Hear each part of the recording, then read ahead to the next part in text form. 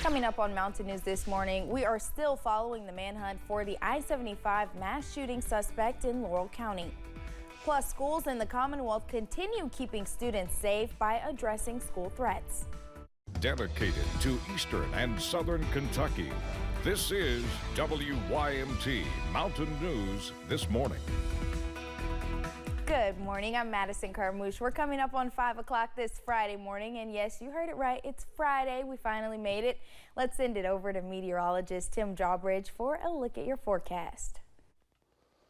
Isn't that the truth, huh? Well, we made it. We got some rain, too, and some of us do need some rain after the dry spell. 63 degrees here in Hazard, and temps for the most part are pretty much in the 60s region-wide. 67 at Pikeville.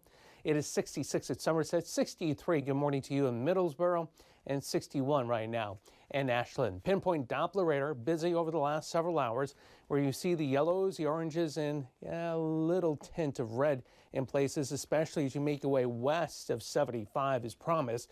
This is where we do have the heavier bursts of rain.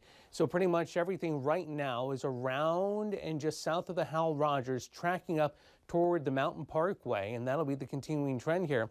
So we make our way through the 5 and into the 6 o'clock hour. So the steady rain this morning will ease up towards showers. I believe we'll see some faded sunshine or some breaks in the clouds with a humid feel to the air and a high in Hazard later this afternoon near 80. How about the weekend? Do we keep this rain chance going? We'll let you know. Your ARH First Alert 7-day forecast in this 5 o'clock hour. Madison? All right, Tim, thank you. As we have been following the manhunt for the suspected I-75 shooter, Joseph Couch, we've spoken to members of his family, neighbors, and witnesses. We're now hearing from another witness who was driving on I-75 at the time of the shooting. He tells Jamie Mays he feels like it is a miracle that he and his wife escaped unharmed. Shots hit all around from what we could tell, and we were okay. Matt Lorimer and his wife were driving down I-75 Saturday evening near exit 49 when he heard loud pops coming from outside the car. We were like, what is going on? And it was that loud. Lorimer says he soon found out those loud pops were gunfire. He heard what sounded like roughly a dozen shots. We've driven through there 1,000 times. We have friends that when they go through Laurel County, you know, they turn off on that exit. They drive through there all the time. So our mind didn't immediately go to, hey, someone's trying to shoot at us.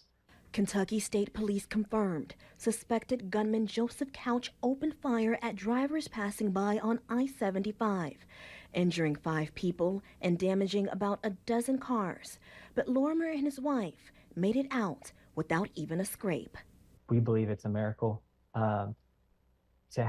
To hear that much gunfire, to hear the thuds all around us, and not one, I mean, we looked over the car, we could not find a bullet hole. Lorimer says the situation has made him realize how much life can change in an instant, and how grateful he is to still be alive. To be right there in the middle of it and not to have anything, we feel very blessed. Governor Andy Beshear announced $1.7 million in grants to support 12 local and state agencies. The Edward Byrne Memorial Justice Assistance grants will aid in fighting drug trafficking and improving community safety. The funding will help law enforcement and drug task forces purchase critical resources, provide drug prevention programs, offer victim counseling, and ensure specialized officer training. Kentucky state lawmakers are showing their support for a new amendment that could have an impact on the upcoming election. Amendment 1 would make changes to the Kentucky Constitution so only U.S. citizens can vote during elections. Yesterday afternoon, several lawmakers gathered on the Capitol steps in Frankfort. State Representative Michael Meredith says this will tie up any loopholes where non-U.S. citizens could possibly vote in local and school board elections. State spokesman Tress Watson says this isn't about immigration. Whether you're an illegal immigrant, somebody here on a green card, a student visa, this is just purely about citizens voting. And I don't think when our Constitution was written in the late 1800s in Kentucky, I doubt that they considered that another state would pass laws that would allow non-citizens to vote in municipal elections. The amendment will be on the ballot this coming November. U.S. Senator Rand Paul will be reintroducing the six-penny plan. The plan was originally introduced in 2022 as a federal budget plan to get rid of debt within 5 years. Paul says not spending more than what the nation is bringing in is how we move forward. The goal of the six-penny plan is to take small amounts off each portion of the budget to decrease spending overall. What I would say is I think you can reduce expenditures without reducing the benefits that people receive, because I think there's so much waste in government. So if you cut a real small amount from a large number, I think that you can still continue to get the health care. Senator Paul says the plan would cut 6 cents for every dollar of spending and still avoid tax increases. After canceling class over an online threat earlier this week, Adair County Schools superintendent says the students responsible have been found and charged. But this isn't the only school district investigating threats this week or the only county where juveniles are facing charges. Grayson Passmore spoke to law enforcement who urged parents to convey the seriousness of making threats on social media. A clear message coming from Adair County School Superintendent Jason Faulkner 1 day after he was forced to cancel classes following an online threat.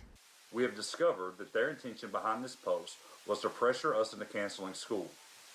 These students will face charges for making terroristic threats, and we will seek the maximum penalties associated with this offense. Faulkner says law enforcement quickly traced the social media post back to a group of students. While he says the group may have thought the post were funny, felony charges they may face for threatening others' safety are no laughing matter. One post that contains threatening content can carry extreme consequences.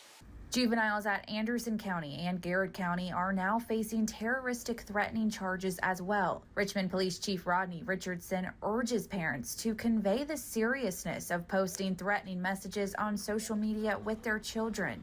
Some kids do it and think they're being funny, or they do it out of anger, and it's a very serious offense. And law enforcement is, every law enforcement agency that I'm aware of, including the Richmond Police Department, take these threats very seriously. Those at the Kentucky Education Development Corporation say some districts have implemented pilot programs where phones are taken during the school day. But more than that, Nancy Hutchinson says it's just going to take a community effort to address the issue. Lots of times they're from kids that just don't understand the severity of it. And it's got to be heightened, and this social media situation has got to be looked at.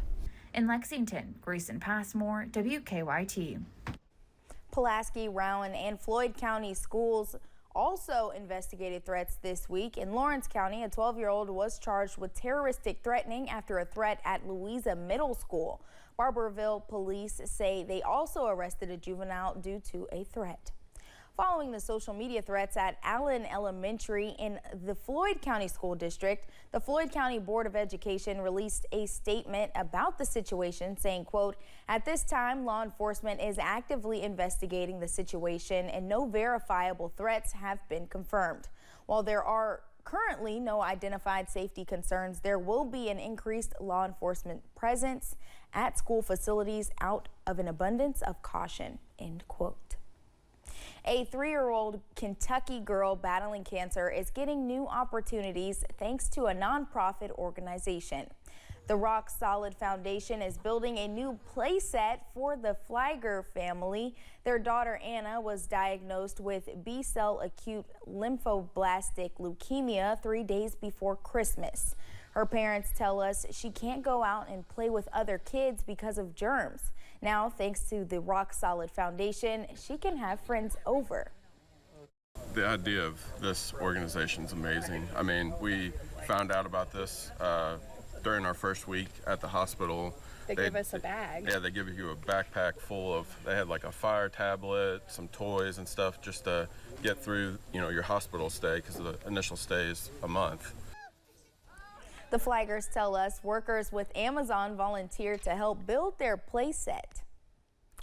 Thanks for getting your day started with us here on Mountain News this morning. When we return, we'll check in with WYMT's Lucy Bryson live in Laurel County for the latest on the manhunt for Joseph Couch. And on the Pinpoint Doppler radar, active already this morning, steady, in some cases some heavier bursts of rain.